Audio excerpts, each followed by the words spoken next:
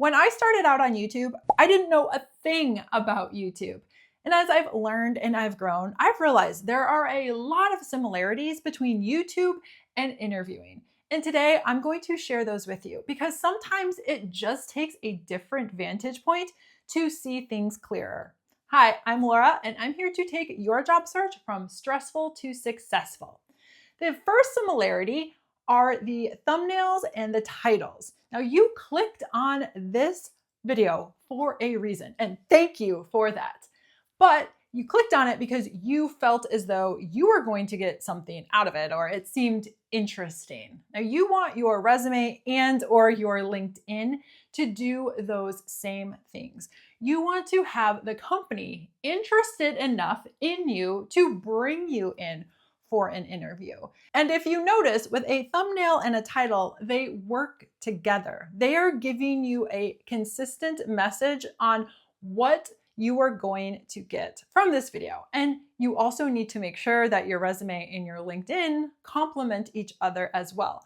You don't want to have them say two different things, which actually is more common than you might think.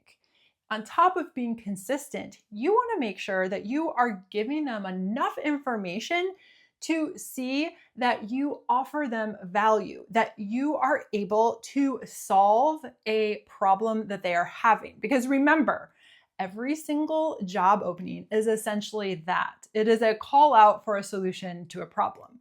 If the phone's ringing off the hook, the solution is a receptionist. And so you want to make sure that both of your resume and your LinkedIn are showing up as that solution.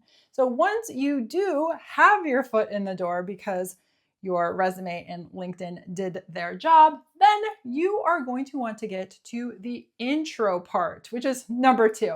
Now, if you think about YouTube videos, generally it's pretty annoying when you click on a video and then the intro just goes on and on. They talk about themselves. They might have some fancy graphics and some songs going on to try to get you to know them better. But in reality, you are there for a reason. And that is what I want you to keep in mind as well when you're interviewing. Here is a common mistake that I see. When an interview opens up with, "Tell me about yourself," or "Run me through your resume," some people start like way back when, like, "Well, I went to college here, then I majored in this, but then, I just changed my mind, so I decided to go into this field, but then I had to move out of state because my husband got a job elsewhere," and I'm just like, you are going off-roading. So you might be eventually getting to the point, but I don't know how long it's going to take. You should always have your point in mind and get to it as fast as you can, but in a way that does give context. And through storytelling, those first few minutes are so key. Unfortunately or fortunately, however you look at it, judgments are being made.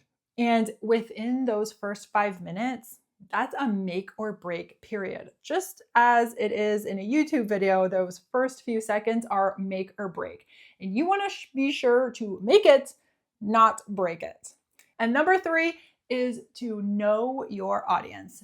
On YouTube, my job is to know what you, the viewer, is looking for. You're here because you want job search advice. I want to make sure that I am aware of what you want. And so that means I can show up as that person who provides that to you. The same can be said about the interview process. You need to know your audience, which is the company, which are the people that you are meeting with. This means you are going to have to do some research. You're going to have to be prepared. This doesn't mean you have to be scripted. It just means that you are going to have a level of comfortability with both what the company is all about, what the needs are of the job, and even a my golly, why is that so tough to say? Familiarity with the interviewers on the other side of the hiring table. So do this work up front and don't try to wing it in the interview by asking questions that are either very basic or that have nothing to do with the purpose of why you are there. And next is to offer value. Going back to why you clicked on this video, ultimately there was some value that you hope to get, which is the point of most YouTube videos. Now, the value could be you learn something or you're entertained.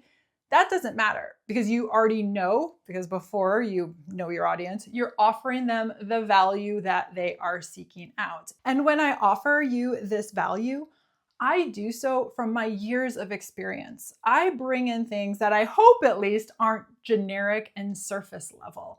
I want you to truly benefit from what I've already experienced, the lessons I've learned. And that's the same in your interview. You want to offer them your unique value. You are there because they see you as a potential solution to a problem. And you want to show up as offering your skills, abilities, experience as that solution through your value. Do not be generic. Oh, the worst thing is to just use those generic terms. If anybody else can say it, then you know what? It's probably not worth saying.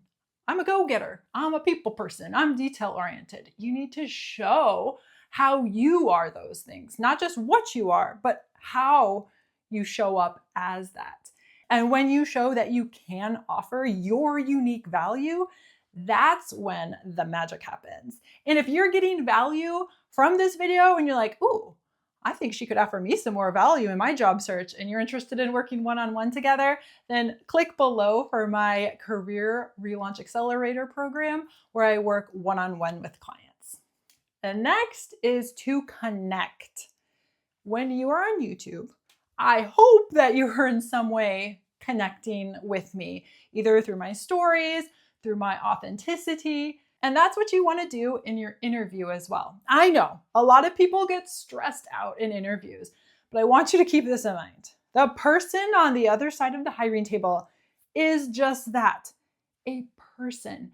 And as humans, on a base level, we want to connect with other people. In an interview, they are getting to know your skills, your abilities, your experience, but they're also wanting to get to know you as a person. Because you're going to be most likely working on a team. You're going to be working with other people. And they want to make sure it's a fit in that respect as well. There is a likability factor that is inherent in all interviews. So to do that, you truly want to connect. You want to let parts of you shine through, because I know that there's a big misnomer that it's all professionality. You should just answer the questions and then be a robot. That is not what you want to do. You want to have your authentic self show up as well as show them your value. And finally, you want to leave them wanting more. And this can mean you make it to the next round of interviews, or even better, you land that job offer. And if you are nailing all of the other components, getting to the point, connecting, offering value, knowing your audience, this is what is going to have them wanting more. And speaking of wanting more, if you would like a video on HR secrets they don't want you to know, but I'm going to tell you, check out my video here.